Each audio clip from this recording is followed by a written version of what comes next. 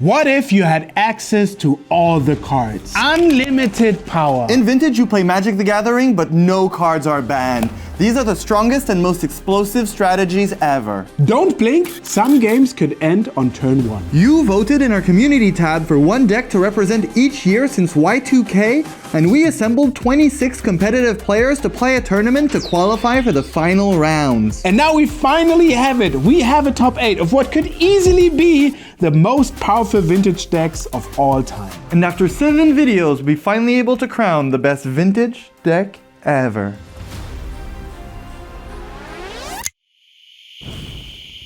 Simon, welcome to the Best Deck Ever Series Vintage. It's so exciting to be here. Proto Champion, I mean Champions of Champion, you name it. You saw it probably in the pictures. I'm just like excited. I got invited to do this Vintage Best Deck Ever Series in Berlin. You know, I arrived, first day they shave off my beard for a different video, and that's the cost I have to pay to play with you guys. But you know, I'm just excited to be here, and I practiced so much of this format to be ready to maul every last one of you. Let's waste no time.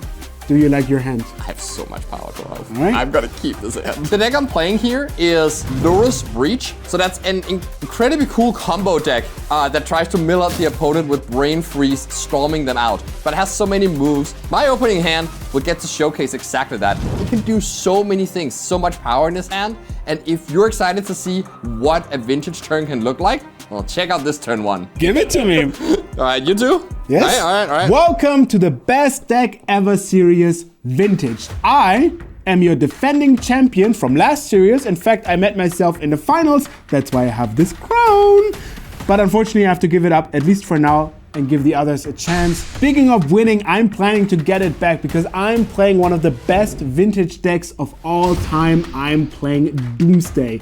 It's a 1-card combo basically that lets you exile your entire deck except for 5 cards. And those 5 cards are the ones that win you the game, mainly Thassa's Oracle. But the most important card is you can build your deck around just playing and resolving that card. It's efficient, but it's also super hard to play. There have been essays just about which 5 cards you take, and it's gonna be really difficult, but I'm very excited. But before I even get started on showing all these power cards in my hand, I'm obliged to tell you that I brought a pet. This is Lurrus of the Dream Den. My deck is back from 2020. That's the year that Companions came out. And Lurrus asked me to have no cards, no permanents that cost more than 2 mana in my deck. Yeah, I mean, we're playing Vintage. Who cares about permanents that cost more than 2 mana anyways? We're doing something special for this specific deck as well, because back in 2020, when the Companions came out, you could just play them directly from your Companion zone. You didn't have to pay the 3 mana to put it in hand. They changed that since. Now I have to pay 3 to put the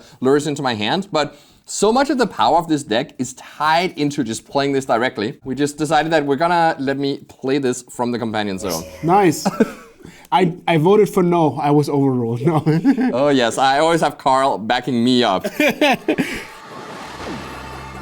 Are you ready? The power of Lotus Petal. Oh. I can sacrifice this and add 1 mana of any color to my pool. If you play a Lotus Petal is fine. I also have a Mock Sapphire.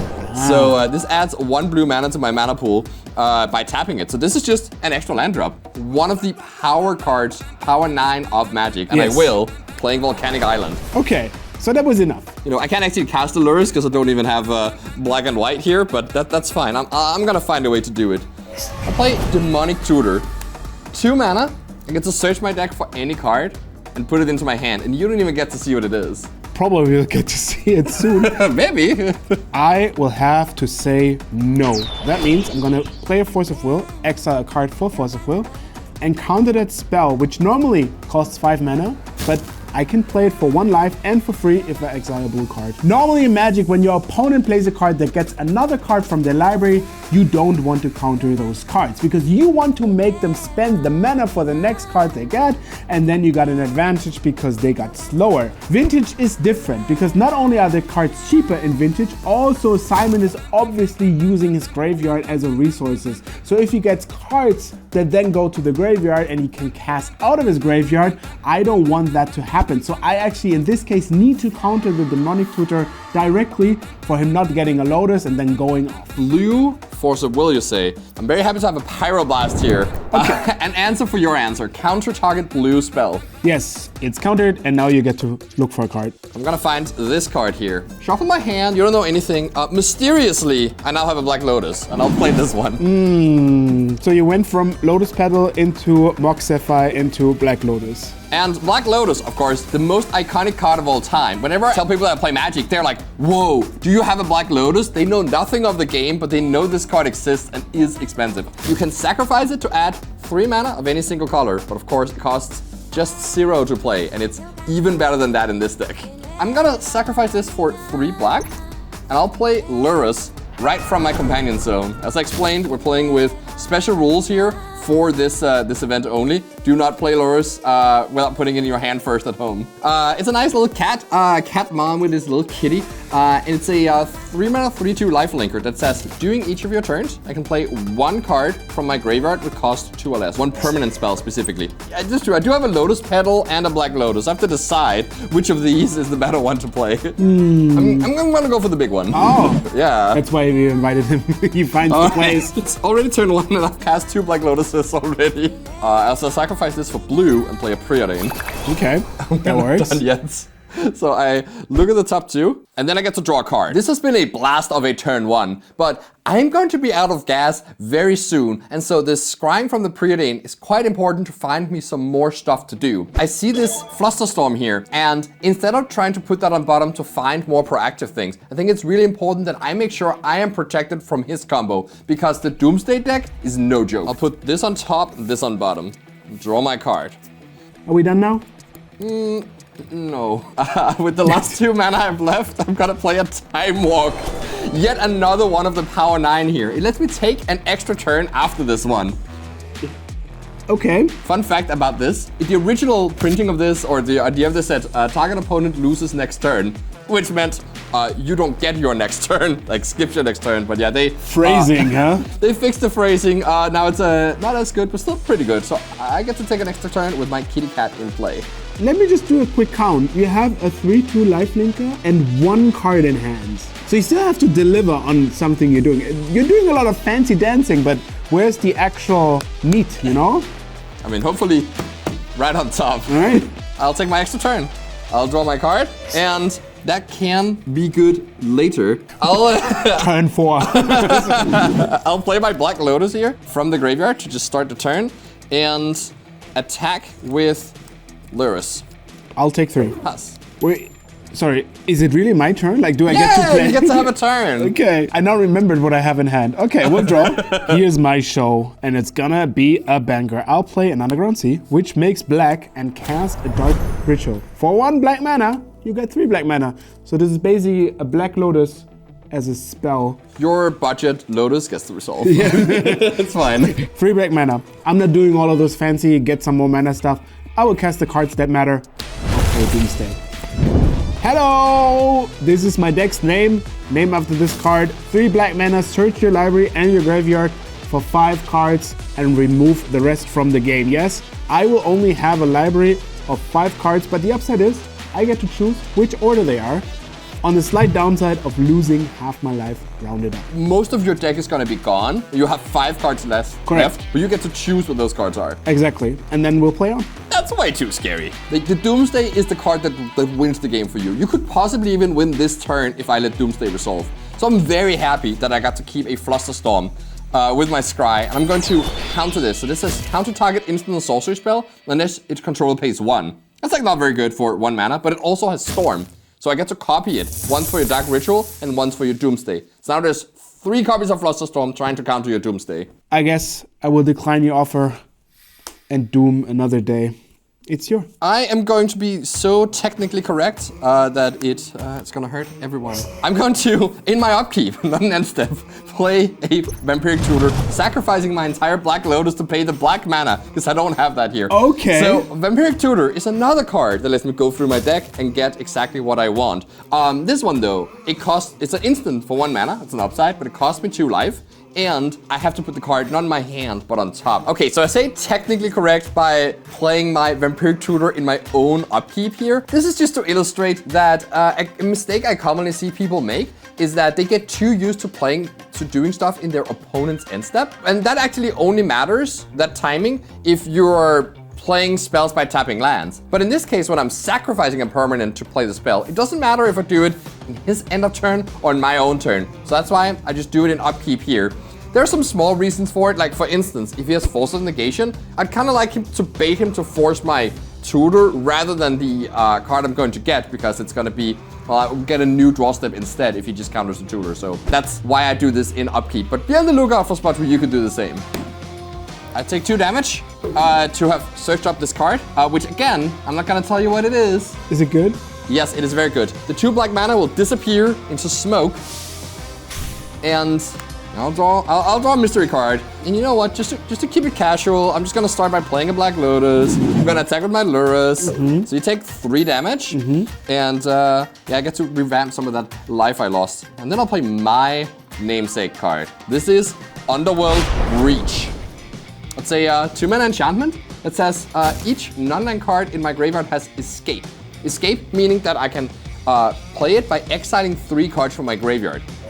At the beginning of the end step, I have to sacrifice this. So now, I could play any of these cards from my graveyard, but I have to remove 3 cards from my graveyard each time I do it.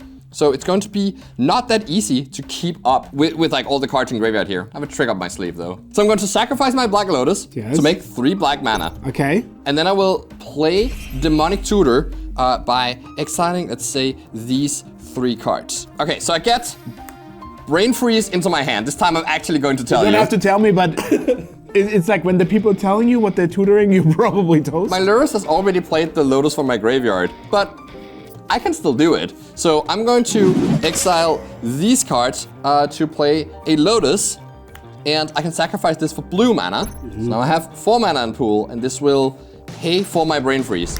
A Brain Freeze. It's another Storm card. It says target player puts the top 3 cards of their library into the graveyard. So just mills 3 cards, and it has Storm. How many? Not yet, my friend. No, I'm going to start by targeting myself with the Brain Freeze. It has Storm, so because I played, let's see here. Vampiric Tutor in my own turn, Underworld Breach, Black Lotus once, Demonic Tutor, and Black Lotus again. So this is going to mill me 18 cards. 18 cards of my own. Yes. And I don't really care what these cards are. All they are is fuel, because again, I can exile 3 cards from my graveyard to play something. And now, the Black Lotus will fuel the mana cost of Brain Freeze. And Brain Freeze can mill myself to fuel playing these cards again. So it's kind of a loop. I can't go through a lot of my deck. I don't need to do it very much though. I'll just play the Black Lotus once, make 3 more blue mana, and then I'll play the Brain Freeze and mill you for 24. Once. Good chunk. And then this goes in graveyard. I can replay the Brain Freeze once again, mill you for 27 cards. Yes, that's all. And then I pass the turn and I lose my Breach. And I lose the game because I'm drawing from empty library. Oh, I thought you wanted to have an empty library. But not like this. Sideboarding is extremely exciting because we get 4 cards, 4 Leyline of the Void that basically win the game. So we're gonna take out those fast cards and put on some more controlling cards like a Library of Alexandria, Opposition Agent, we'll get it. Going into sideboarding, his most scary card is Leyline of the Void because it completely shuts down my deck. And if it lands, I have no answer to it. I'm gonna have to win by getting scrappy. So that means Lurrus beatdowns and Young Pyromancer beatdowns. So I'm gonna bring in a second Young Pyromancer and see if that can take me there. Okay, I saw defeat in the first game, but I'm gonna fight back. And this hand looks amazing. Being on a play is usually important in Vintage, so this hand should hopefully be good enough to set the score even. My hand is okay. I do have a secret weapon, so I'm gonna keep. This hand is not nearly as fast as my opening game 1, but that's okay because we have tools to slow down the game. And I have a secret weapon here. Thought Scour may have a few more modes than what it seems like on the surface. I'm gonna start off with an Underground Sea and pass the turn. So no Leyline of the Void? No Leyline, Okay. no Moxen, just fair magic. I should mention to you, by the way, that I have a companion. Still- It's my pet, it's Lurrus. He's still here. I just assume from now on he's always there. Okay, I draw my card. Not so much is gonna happen here. I'm going to play my Underground Sea and Mox Jet. So you do have a Mox, okay. And I will pass the turn. The thrilling speed of Vintage. Yes, exactly. Okay. Yeah, this is what usually happens after sideboarding when people bring on all their answers and counter spells and such. It's gonna be a grindy control game, but I'm gonna break it instead, and I will cast a Dark Ritual. 1 mana, make 3. So you know what, before I was happy to let the Dark Ritual resolve and for you to do your things, but this card doesn't have that many targets. So I'll play Mental Misstep and I'll take 2 damage from it instead of using my Underground Sea. This says counter target spell with converted mana cost 1. Exactly 1. Yes. So this is one way that I could take 2 damage and counter this Dark Ritual for free. And you're saying this is the best you can find, which is probably not wrong. In Vintage, but specifically in Doomsday, it's all about picking your battles and choosing the right moments to fight back or let it happen. You have, as well as your opponent, a lot of nope buttons. You can Force of Will, you can Force of Negation, you can Daze, Pyroblast, whatever it is. You can counter your opponent's spell, but you need to set the timing. And I think at this time, we're not gonna fight over this Mental Misstep countering my Dark Ritual. We can just cast our Doomsday later, right? So this time I'm gonna let the Mental Misstep counter my Dark Ritual because that card is not essential. Essentials are the Doomsday. Unfortunately, that's gonna resolve. Okay. Significant bump in my road, but we're still driving. Your turn. I'm going to not do anything and take my turn.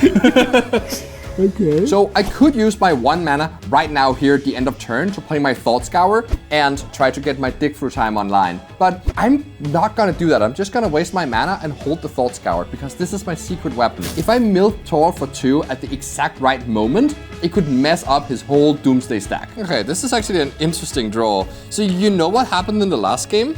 I think I'm going to try and do that again. So I'll play my Lotus, but it's Petal. Okay, yes. Sacrifice this for a mana and play the Lurrus right from my companion zone. Again, don't do this at home. The rules are different now, but this is a time walk back to 2020. So I get to play my Lurrus directly from the companion zone. And you're saying you're getting 1 mana off because you replay that Lotus Petal. Okay. You don't think my Lurrus is strong enough to counter? Maybe I have bigger plans for all of my counter spells. Okay, maybe you just don't have any counter spells, huh? I'll play the Lotus Petal from the graveyard, and yeah, then I still have 2 mana left over for my turn, so I'll pass. Upkeep, I will fetch. Okay, sure. I will get an Underground Sea and draw for turn. With Lurrus on the board, you tapped so much mana, and it's probably the best we can go for. So let's try and win now. I'm gonna cast a Mox Jet. You want to counter? I will not counter your Mox Jet. My land for turn. Yeah? And it's gonna get a land. A 3rd Underground Sea, and then I will tap 3 mana to cast a Doomsday. Again, pay half my life, round it up. Only 5 cards left in my library.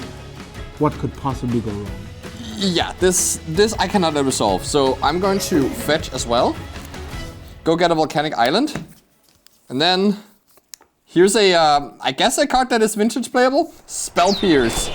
Counter your spell unless you pay 2 mana. Yeah, I don't have 2 mana, but I also don't have the luxury to decide if I want to do it or not. So I'm gonna force it by exiling a blue card and countering your spell and losing 1 life. I cannot answer that. So the Spell Pierce is gone and your Doomsday resolves. Yeah, I have nothing. You can just go ahead, go nuts. I have my library in my hand, and now the fun actually begins. We just achieved step 1 of our 2-step plan of winning the game. We resolved a Doomsday. And now the hard part begins. We now have to choose out of the billions and billions permutations of 5 cards, the exact 5 cards and order that will us win the game. The question is, what can we play around and what can we ignore? For example, every form of counterspell we can put in the ignore pile because we can't beat that anyway. Why should we consider something we can't beat? So it doesn't matter. For us matters what Simon can actually do. And the card that comes to mind is a Thought Scour. Simon has 1 mana open, obviously cards in hand. So we now have to find one of the billion and billion permutations that does beat a Thought Scour. Everything else was just pre-game. This is the rest of my library. It's gone. Exiled forever. Well, until game 3. What do you mean game 3? This is not my actual library. Look at it. It's very neat. 5 cards. Delish. Last card. I will cycle a Street Wraith. This costs 2 life, and I can draw a card. Okay, so now we have to be really careful with the timing of our Thought Scour. I could let this Street Wraith resolve, then he can draw a card, and then try and respond to a card draw spell later. But the issue is that if he stacked his deck with Gush on top, like I expect he would, then he can still just draw into the Thassa's Oracle and Lotus at the bottom and play up those. So I'm going to Thought Scour right now and snipe that Gush right off the top of his deck. I'm gonna stop you right there. Because this is time for my secret weapon. So I'll play this innocuous common from Dark Ascension, Thought Scour. Normally meant to mill myself, but target player mills 2 cards and then I draw a card. Okay. And I know you Doomsday players. I know how you stacked your deck, and I know that there's a card draw spell on top, there's a Black Lotus, and the Assassin's Oracle. So I'm going to mill those cards. Let me see it. Yeah, card draw. 2. And then I also get to draw a card. Okay, I'll draw a card from the Street Wraith that was originally going to happen. And for my last card, I will cast a Gush. 5 mana, draw 2 cards. But instead of paying 5 mana, I can also return 2 islands to my hand. And I can draw 2 cards. Now, the keen viewer might have realized there are only 2 cards left. Yes, it's a Assassin's Oracle. And a way to cast it. Oh, you next leveled me. Cast Magnotus, make 3 blue, cast Thassa's Oracle. Now this is the final payoff. The reason why this deck is so good, because you're only looking to play this card once your library is empty. When it enters the battlefield, Scry X doesn't matter for your devotion. The important point is, if your library is as big or smaller than the number of blue mana symbols on your permanents, you win the game. 2 equal more than 0 equals win the game. All right, well, I just got next levels. Vintage is a lot like tennis. You know, when you start, you have a better chance of winning because your serves are way too powerful. Hopefully, we can break the serve, because with Leyline of the Voids, we have a very strong rebuttal. I don't know, my tennis lyrics is kind of shaky, but you get what I mean. I got bamboozled in the last game, but I think I can win this game 3. Yeah, I can certainly win with this hand. I can start going off as soon as turn 1 here and try to maybe even win the game by stringing together a flurry of Ancestral Recalls. I love this deck. That sounds like your hand is good, which I would like to, well, not have happened. I will show you a Leyline of the Void. I know, Simon starts the game. He may, but first, if we start the game and I have Leyline of the Void in my opening hand, I can show it and put it on the battlefield for free.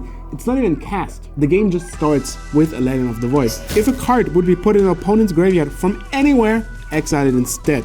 It never touches the graveyard, and all of your Lurrus Breach shenanigans are yesterday. Now you may do your turn. I had a turn 1 kill! And now I have to like make something work with the pieces here. Go for it.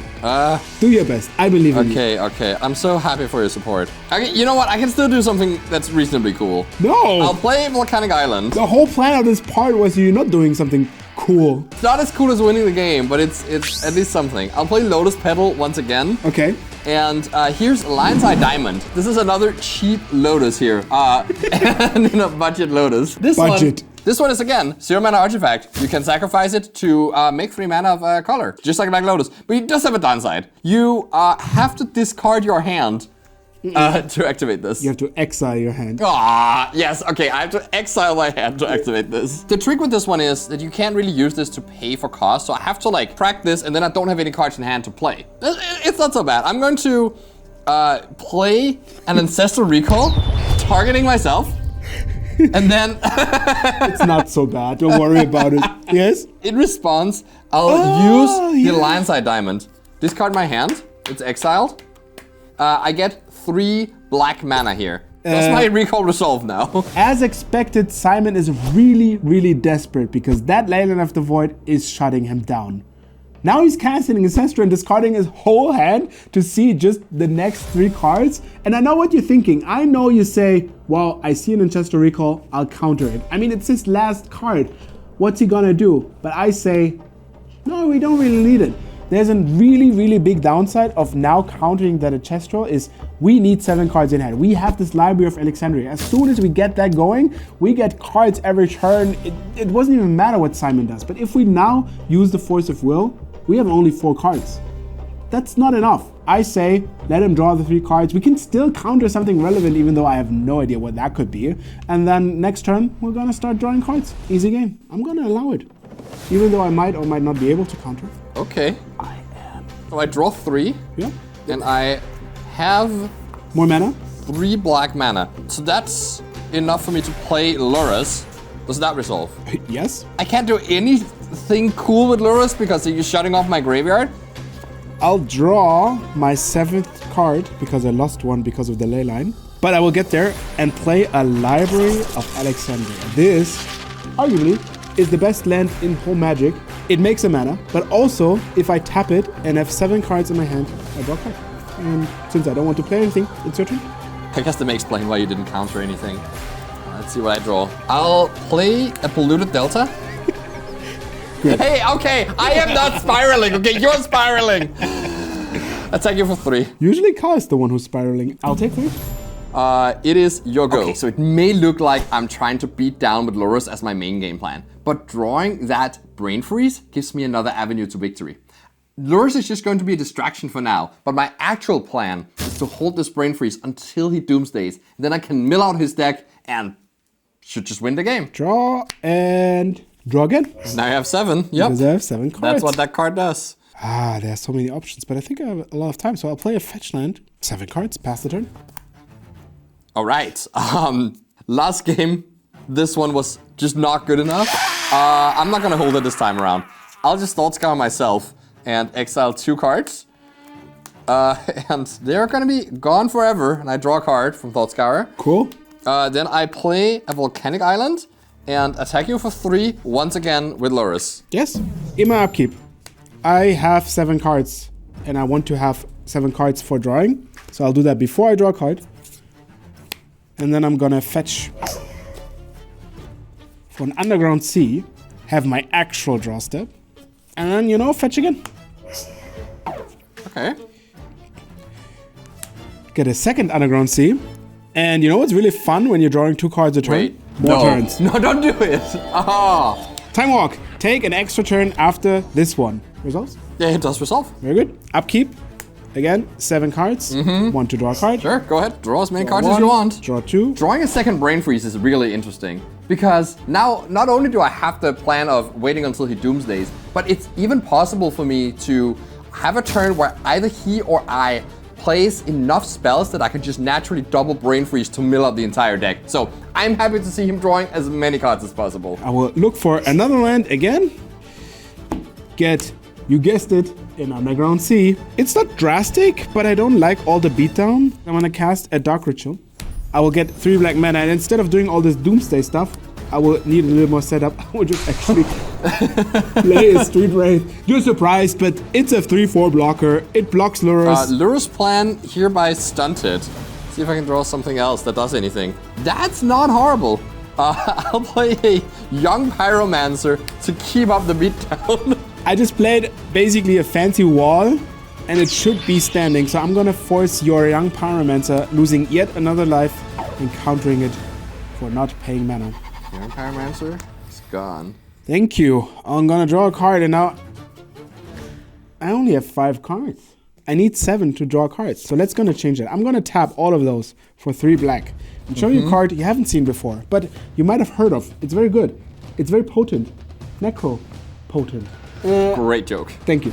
For the mere cost of not drawing a card every turn, skip your draw step, I can pay 1 life, set a card from the top of my library, and then at the end of the turn, put it into my hand.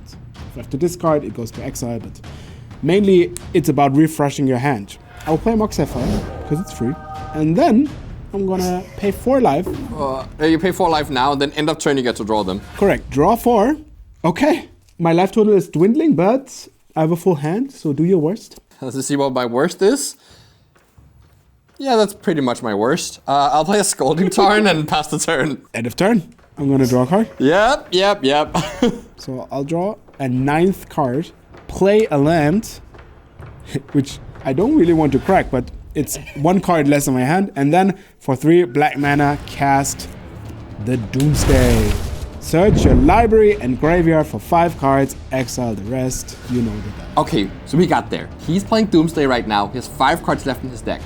As soon as he tries to draw a card, I can respond with Brain Freeze, milling out his deck, and then the draw will kill him. So we just gotta bide our time and make sure that he doesn't get a Thassa's Oracle in his hand. I cannot counter your Doomsday. I cannot do anything to interact with you at all. All right, library, gone. Life total, gone. 5 cards. And now I just need to find a way to get the Oracle, and I think we're gonna pay life for the Necromancer. Yep.